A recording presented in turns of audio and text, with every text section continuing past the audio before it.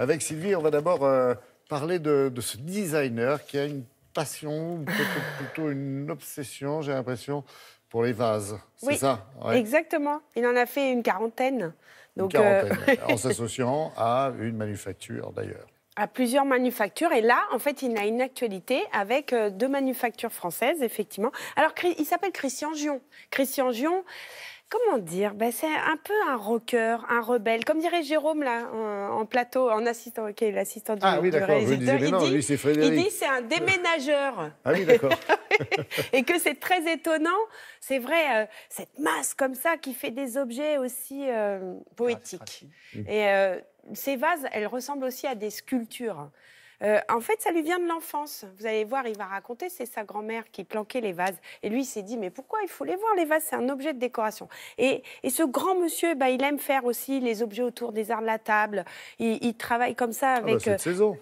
des collaborateurs. Oui, il collabore avec des belles maisons, avec les artisans. Ça fait longtemps qu'il va dans les ateliers. Bref, c'est bref, c'est une jolie histoire, regardez.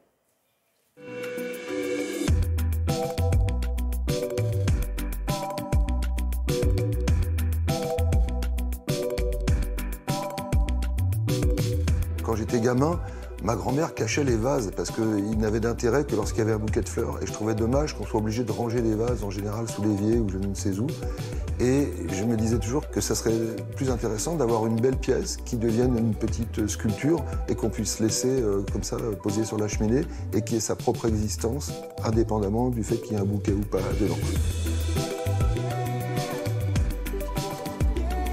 À travers le mot dessin, je préfère le mot idée. Ça veut dire que le dessin, c'est la mise en forme d'une idée. Et encore une fois, je pense que le boulot designer, c'est de proposer une idée ou une façon différente d'envisager les choses. Les choses qui se passent entre le cerveau et la main sont essentielles.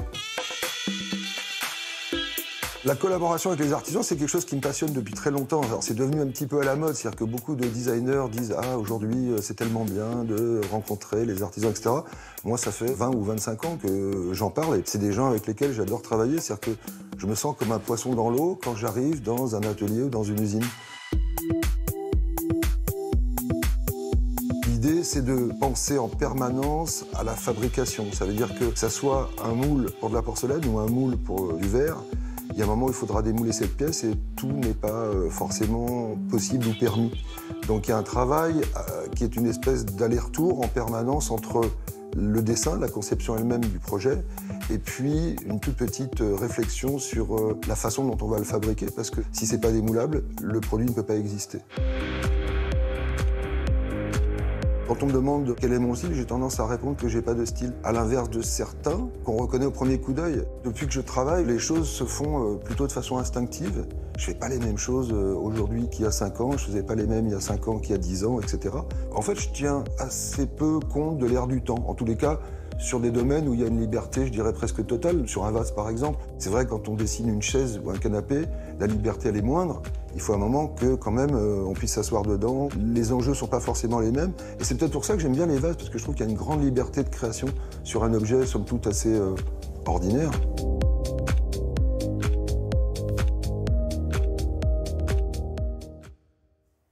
J'allais dire, c'est rigolo, mais c'est pas du tout le terme. Ça donne presque faim comme des bonbons, vous savez, tellement c'est joli, quoi. Bah oui, c'est esthétique, puis à la fois c'est utile, parce que ça reste un vase, on y met des fleurs, faut pas oublier. Oui, alors Ça l'histoire accueille de les nous fleurs. rappeler Vous que avez si vu vous la voulez offrir des fleurs à Sylvie Adigard, c'est le moment. C'est le moment. Il y a plusieurs matières différentes. Oui, il y a plusieurs matières. En fait, il y en a en verre, puisque c'est avec la manufacture Dôme. Il y en a en porcelaine, c'est avec Aviland. Et puis, il travaille aussi avec des petits éditeurs comme Bernard Chauveau. Donc, voilà, il est capable, il est comme dans la veine de tous ces grands designers français, protéiforme. J'adore ce mot, maintenant que je sais ce que ça veut dire.